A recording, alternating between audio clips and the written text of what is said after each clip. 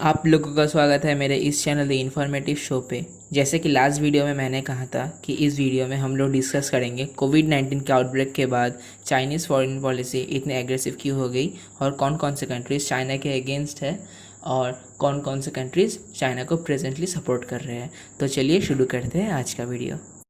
China presently both militarily and diplomatically aggression दिखा रहा है। तो पहले डिस्कस करेंगे चाइना का मिलिट्री एग्रेशन और चाइना अभी प्रेजेंटली कौन कौन से कंट्रीज़ के साथ बॉर्डर डिस्प्यूट में इन्वॉल्व्ड है। तो इन लिस्ट में बहुत से कंट्रीज़ के नाम हैं जैसे कि India, Japan, Taiwan, Vietnam, Philippines और भी बहुत से कंट्रीज़ हैं जिसके साथ चाइना प्रेजेंटली बॉर्डर कॉन्फ्लिक्ट में इन्वॉल्व्ड है। मगर इंटेंस कॉन्फ्लिक्ट सिर्फ दो ही जगह पर चल रहा है। पहला है साउथ चाइना सी, दूसरा है लाइन ऑफ एक्चुअल कंट्रोल।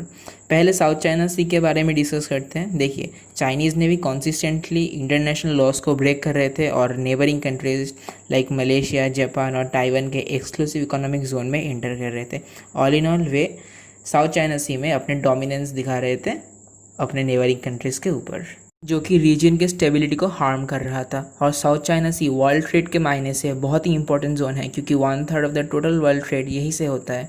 और ये अंदाज़ा लगाया जाता है कि यहाँ पर $5 ट्रिलियन का पेट्रोलियम और क्रूड ऑयल प्रेजेंट है। तो इन्हीं रीजंस के लिए यूएस नेवी को इंटरवीन करना पड़ा इस रीजन में। और यूएस नेवी ने कोई छोटी मोटी शिप्स डिप्लॉय नहीं की, उन्होंने पूरी की पूरी US-7 फ्लीट को यहाँ पर डिप्लॉय कर दिया इस मंथ के फर्स्ट वीक में। और डिप्लॉयमेंट के बाद से ही यूएस नेवी ने बहुत बार चाइनीज़ टेरिटरी में एंटर किया है पेट्रोलिंग के लिए। और ये एक डायरेक्ट मैसेज है चाइनीज़ रेजिम के लिए कि अगर चाइना अपने हरकतों से बाज नहीं आएगा तो यूएस उन पर ज़बरदस्त मिलिट्री एक्शंस ले सकता है। और ये भी खबर है कि यूएस के मॉडल सपोर्ट के लिए ऑस्ट्रेलियन नेवी ने भी साउथ चाइना सी में अपने शिप्स डिप्लॉय कर चुका है। नेक्स्ट हम लोग डिस्कस करेंगे China stand of with India in the line of actual control. ये स्टैंड ऑफ भी मई के पहले वीक से ही चल रहा है और मेनली 3 हॉटस्पॉट्स हैं along the line of actual control जहाँ पर ये कॉन्फ्लिक्ट चल रहा है। दोनों ही देशों की तरफ से धक्का मुक्की चल रहा है, स्टोन पेटलिंग भी चल रहा है। मगर अच्छी बात यह है कि किसी भी देश ने अभी तक बुलेट्स फायर नहीं किया है।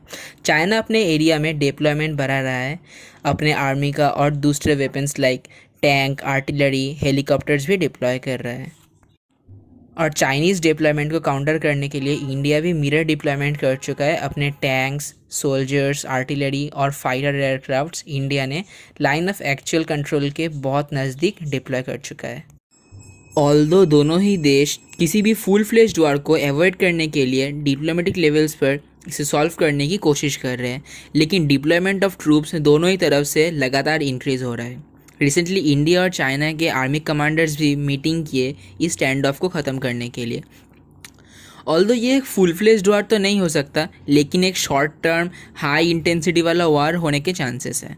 चाइना इंडिया को कॉन्टेन करने के लिए दूसरे countries like Pakistan and Nepal का यूज़ कर रहा है। पाकिस्तान कितना हॉस्टाइल है ये तो आप लोगों को पता ही है, लेकिन नेपाल जो इंडिया का फ्रेंडली नेशन है वो ऐसा क्यों कर रहा है डिटेल में डिस्कस करेंगे नेक्स्ट वीडियो में। तो बेसिकली हम लोगों ने अभी तक ये डिस्कस किया है कि चाइना अपने नेबरिंग कंट्रीज़ के साथ क्या कर रहा है। मगर चाइना ये एक्सटर्नल एग्रेशन अपने नेबरिंग कंट्रीज़ के ऊपर क्यों दिखा रहा है डिस्कस करेंगे वीडियो के इस पार्ट में। पहले हम लोग डिस्कस करेंगे इसका इकोनॉमिक रीज़न क्या है। तो देखिए, कोविड-19 के आउटब्रेक के बाद बहुत से फॉरेन कंपनीज़ ऑलरेडी अपने प्रोडक्शंस लाइन को चाइना से निकल चुका है और कुछ कंपनीज़ अभी निकल रहे हैं। और इन कंपनीज़ में ज़्यादातर कंपनीज़ वियतनाम और इंडिया में अपने प्रोडक्शन फैसिलिटीज़ को स्टार्ट कर रहे हैं। इंडियन गवर्नमेंट कंपनीज़ को अट्रैक्ट करने के लिए बहुत से अट्रैक्टिव पॉलिसीज़ बना रहे हैं। और क्योंकि चाइना से इतना कंपनीज़ निकल रहा है तो इससे चाइना में बहुत अनएम्प्लॉयमेंट इंक्रीज़ हो रहा है और स्मॉल बिजनेस जो इन एम्प्लॉयज़ पर डिपेंडेंट थे वो भी बंद हो रहे हैं। इसके अलावा दूसरे कंट्रीज़ लाइक यूएस और ऑस्ट्रेलिया ने चाइना के साथ ऑलरेडी ट्रेड वार छेड़ चुका है। यूएस ने बहुत से इकोनॉमिक सैंक्शंस लगा दिया है टॉप चाइनीज़ कंपनीज़ पर जो कि यूएस में अभी ऑपरेट कर रहे हैं। और इंडिया ने भी अपने एफडीआई पॉलिसी को स्ट्रिक्ट कर दिया है जो कि चाइनीज़ इकोनॉमी के लिए एक मेजर ब्लो है। और बहुत से कंट्रीज़ के आम लोग भी चाइनीज़ प्रोडक्ट को बॉयकॉट कर रहे हैं क्योंकि डिफरेंट कंट्रीज़ के गवर्नमेंट चाइनीज़ प्रोडक्ट को ओपनली बैन नहीं कर सकता वर्ल्ड ट्रेड ऑर्गेनाइजेशंस के रूल्स के मुताबिक। बहुत से कंट्रीज़ चाइना पर अभी इकोनॉमिक सैंक्शंस लगा रहा है। तो इन इकोनॉमिक सैंक्शंस को अवॉइड करने के लिए चाइना अपने नेबरिंग कंट्रीज़ के साथ कॉन्फ्लिक्ट खड़ा कर रहा है और इनडायरेक्टली उन देशों के गवर्नमेंट को ये संदेश दे रहा है कि अगर वे चाइना पर इकोनॉमिक सैंक्शंस लगाएंगे तो चाइना इसका जवाब मिलिटरीली देगा। दूसरा रीज़न और सबसे मेजर रीज़न है कोविड-19। आप सब लोगों को पता ही है कि कोविड-19 के लिए ऑलमोस्ट दुनिया का हर एक देश चाइना को ब्लेम कर रहा है और इंटरनेशनल कम्युनिटी भी प्रेशर बिल्ड कर रहा है कि एक इंडिपेंडेंट रिसर्च होना चाहिए चाइना में, जिससे कि हमें कोविड-19 के एक्चुअल सोर्स के बारे में पता चले। तो चाइना इसे काउंटर करने के लिए दूसरे देशों को मिलिट्री एग्रेशन में बिजी रखना चाहते हैं, जिससे कि वे कोविड-19 के आउटब्रेक के बारे में भूल जाए और वे चाइनीज़ मिलिट्री एग्रेशन को कंटेन करने में ज़्यादा बिजी हो जाए। तीसरा रीज़न है चाइना से इंटरनल प्रॉब्लम। हांगकांग एक ऑटोनोमस स्टेट है और चाइना हांगकांग के इसी ऑटोनॉमी को ख़त्म करने के लिए एक नया लॉ पास किया है। तो दुनिया के दूसरे डेमोक्रेटिक देश इस एक्ट को कॉन्डेम कर रहे हैं और हांगकांग में बहुत फॉर्मली प्रोटेस्ट कर रहे हैं लोग इस लॉ के अगेंस्ट। हांगकांग के अलावा तिब्बत में भी एक फ्रीडम मूवमेंट चल रहा है।